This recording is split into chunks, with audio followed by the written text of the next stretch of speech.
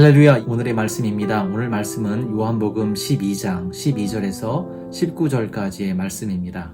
예수님이 예루살렘으로 입성한다는 소문을 듣고 유대인들이 하나둘씩 모여들기 시작합니다. 그들의 손에는 종려나무 가지가 들려 있었습니다. 유대인들 사이에 뭔가 흥분이 일고 있었지요. 12절, 13절 말씀에 그 이야기가 있습니다. 그 이튿날에는 명절에 온 큰 무리가 예수께서 예루살렘으로 오신다음을 듣고 종려나무 가지를 가지고 맞으러 나가 외치되 호산나 찬송하리로다. 주의 이름으로 오시는 이 곧 이스라엘의 왕이시여 하더라. 예루살렘에 모인 사람들은 메시아가 온다는 소식을 듣고 종려나무 가지를 들고 나가 흔들며 환호했습니다. 하지만 예루살렘에 모인 사람들은 메시아가 온다는 소식을 듣고 종려나무 가지를 들고 나가 흔들며 환호했습니다. 종려나무 가지를 흔든다는 것은 사랑, 기쁨, 존경, 그리고 환영의 의미를 가지고 있습니다. 그렇게 모인 무리가 예수님을 향하여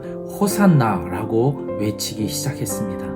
호산나는 우리를 구원하소서라고 하는 의미입니다. 이는 군중들이 예수님을 메시아로 생각하고 있음을 보여주고 있는 말이죠. 하지만 문제는 그들이 예수님을 자신들의 죄를 구원할 메시아가 아니라 로마의 억압으로부터 구원해줄 정치적 메시아로 생각했다는 것에 있습니다. 한자 성어 중에 동상이몽이라고 하는 한자어가 있습니다. 같은 자리에서 서로 다른 꿈을 꾸고 있다는 의미이죠. 하나님은 예수 그리스도를 통해 죄의 문제를 해결하고 구원의 길을 열어주시는 우리를 향한 선한 꿈을 꾸고 계셨습니다.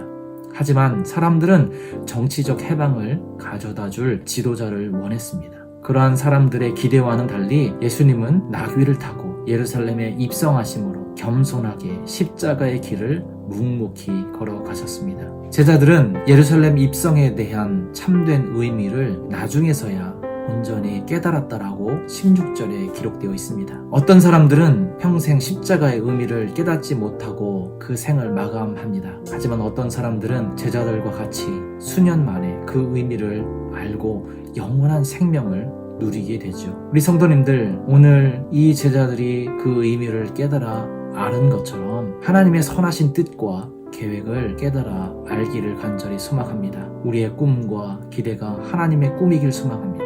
하나님의 뜻과 계획이 우리의 꿈이기를 소망합니다. 우리가 깨어 있어야 하는 이유가 바로 여기에 있습니다. 깨어서 주의 뜻을 밝히 보고 그 뜻을 쫓아 살아갈 수 있기를 간절히 소망합니다. 예수님께서는 나귀 새끼를 타고 입성하셨습니다. 14, 15절 말씀입니다. 예수는 한 어린 나귀를 만나서 타시니 이는 기록된 바 시온 따라 두려워 말라.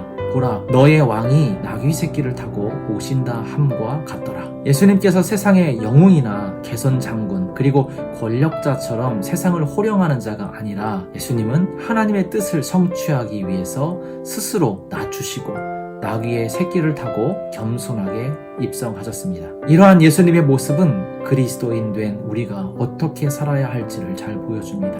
높은 자리가 아니라 낮은 자리에서, 섬김을 받는 자리가 아니라 섬기는 자리에서 순종하는 삶의 자리, 그 자리를 예수님은 선택하셨습니다.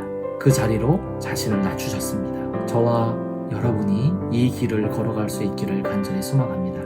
아멘. 기도하겠습니다. 하나님의 온전하신 뜻을 분별하고 그 뜻을 따라 살아가기를 소망합니다. 하나님의 온전하신 뜻을 신뢰하는 믿음으로 예수 그리스도의 삶을 살아내게 하여 주옵소서. 예수님의 이름으로 기도합니다. 아멘.